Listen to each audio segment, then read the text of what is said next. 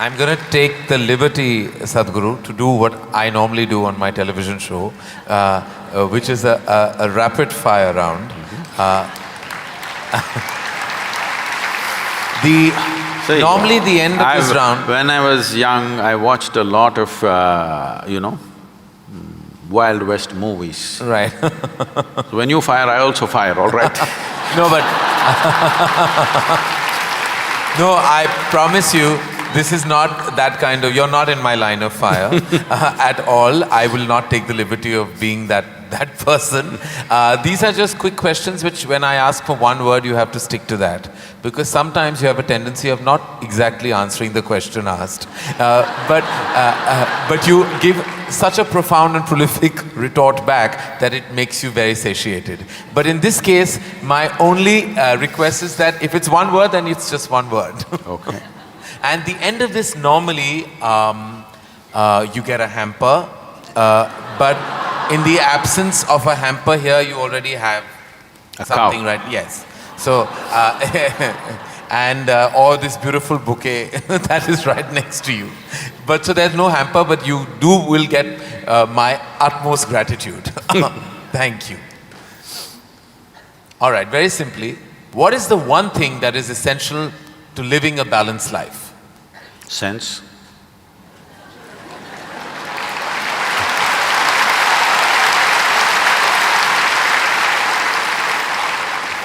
What is the one thing we must absolutely do away with in order to lead a balanced life? Senselessness. Yes. All right. I thought that was coming. First thing that comes to your mind when I say the following, the first thing, organized religion. Madness. Marriage. Cohabitation. Competition. Stupid. Money. Useful. Love.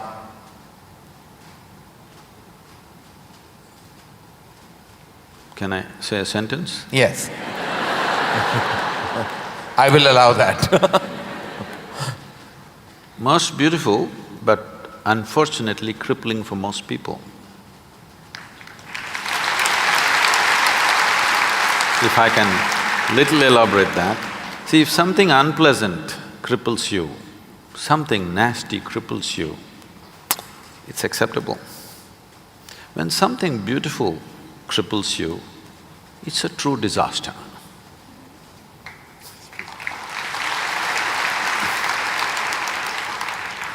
If you could ask one person, alive or dead, one question, who would you ask and what would that be?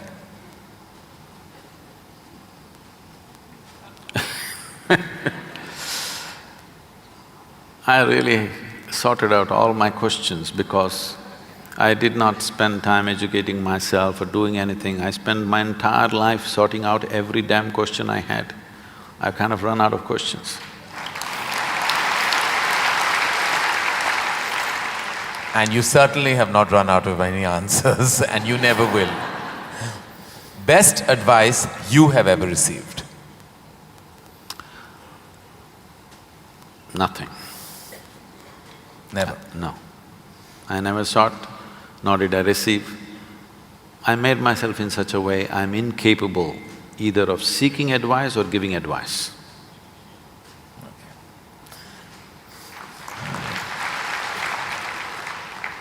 In an imaginary, completely hypothetical situation, if you had a day off with no commitments, no responsibilities, what would you spend the day doing? Oh, there are a lot of things, this can't be one word. No, it's not one word. See, I have an indiscriminate sense of passion towards everything.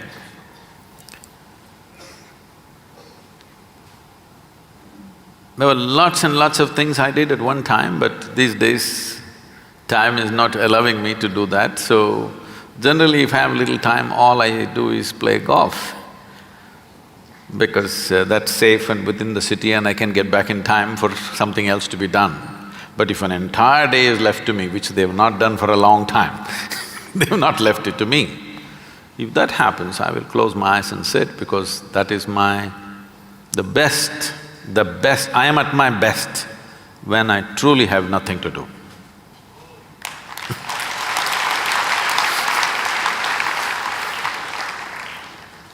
What is one thing you'd like people to remember about you at the end of your life? They must live so wonderfully that they don't even remember me.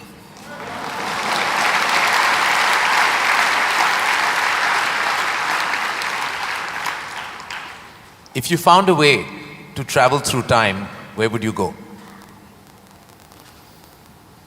I'm kind of done with all those things. Your universe visited already, you have visas for every part of this ecosystem. If we can do some slow fire, Yeah. because that's a question with many ramifications.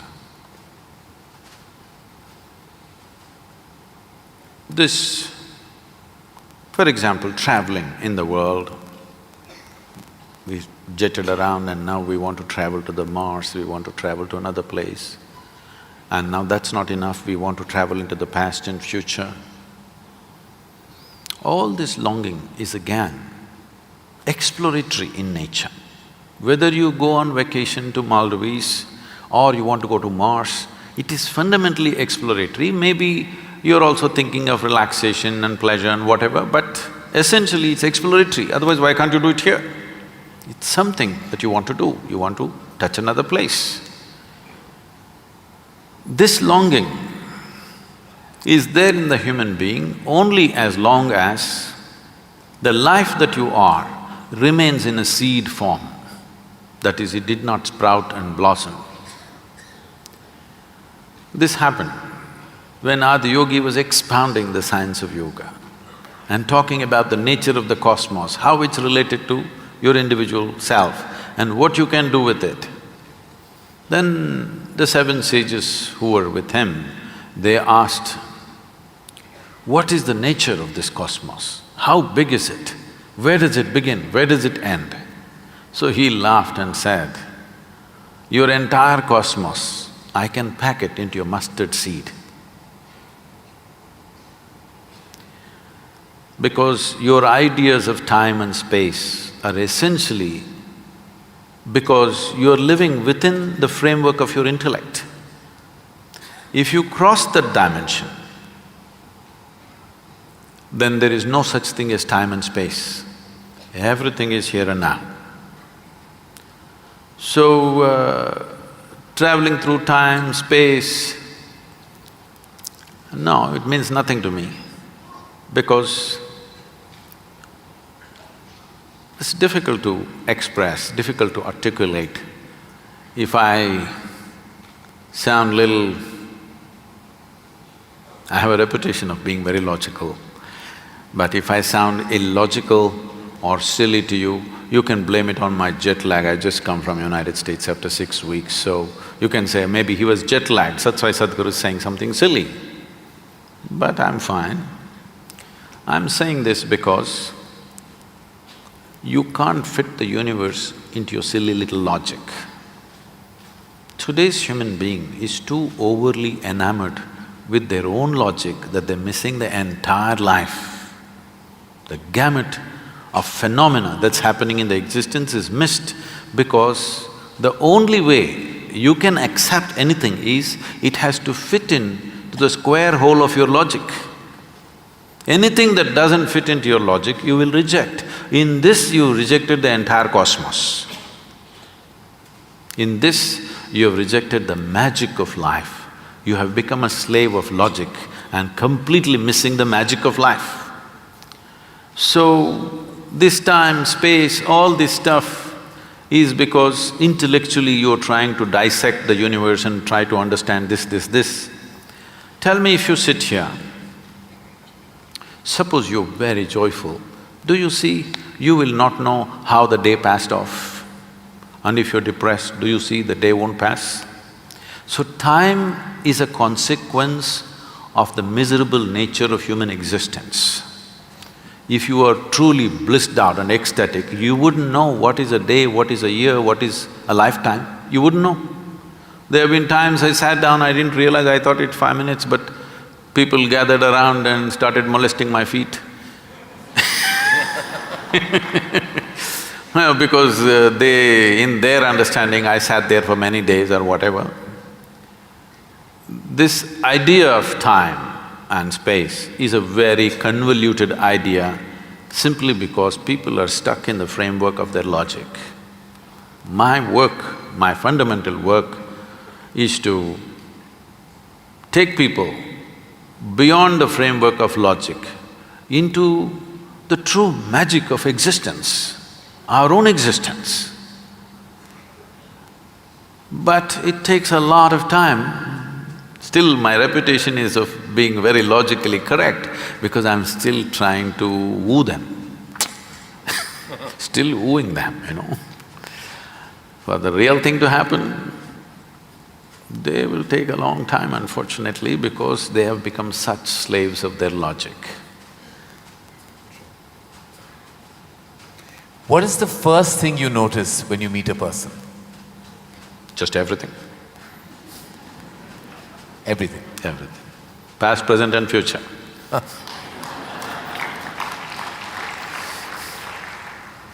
Is it more important to do what you love or love what you're doing? One word or more? The choice is entirely yours. See, if you are an intelligent person, you will try to do what you love most. But if you're a genius, you will do just what is needed.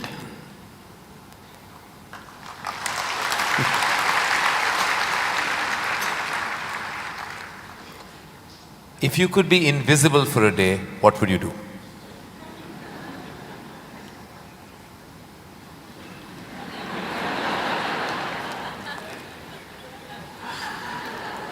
You wouldn't know?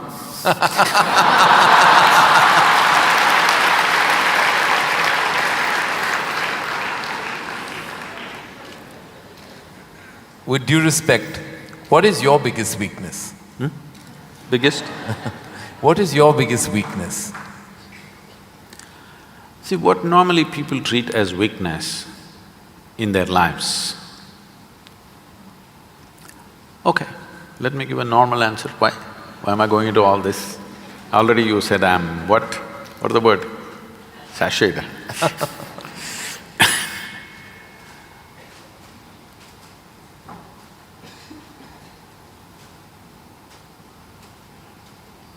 My biggest weakness is, I love danger. Without danger I cannot live. I need to do something which keeps me on the edge of being mortal, being alive and dead. I want to walk that line all the time. Every day I'm stepping on it one way or the other. Is it a weakness? I don't think so, but people think, Sadhguru, you shouldn't risk your life like this. But if there's no risk, I feel I'm not being… because most of the time in my life, for whatever I'm doing, I don't feel tested. It's only in moments of danger that I feel little tested. So my weakness is, I like to be stretched, you know. For all the time when I was riding across India and later on I started driving, my only wish was that to find a machine which will test my skills. Always found the damn things broke down if I took it to my limits. These days recently I'm beginning to get to do a few machines which are testing me, whether I can push it all the way or not. Maybe that's because of my age. No. If I had met them much younger, I think I would You would have managed to work around them. One thing the world doesn't know about you. They don't know a thing about me.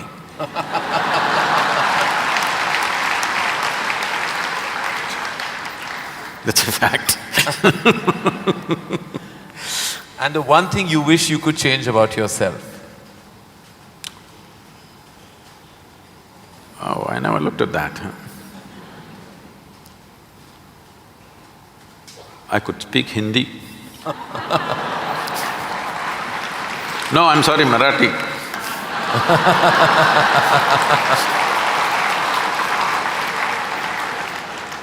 The one thing you wish you could change about the world? Oh, a lot of things. One. Human beings. Desperately in need of. So what would you consider to be your greatest achievement? I don't think there's any. Because I always fall woefully short of my own expectation of what I could do. So I never feel anything is an achievement. Is there a song you love and can listen to all the time? Oh. I somehow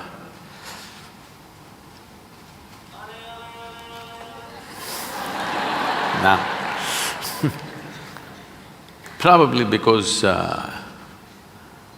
this came to me at a certain time when I was in my early teens maybe. So this one song kind of comes back to me more often than anything else. It's not that I even seek it, but somehow one way or the other this song keeps coming back to me. Is how many times Okay. I know you haven't seen any of my films, but do you have a favorite film? Oh,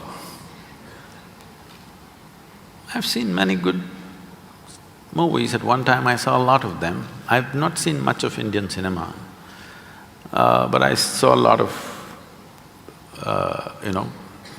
English cinema.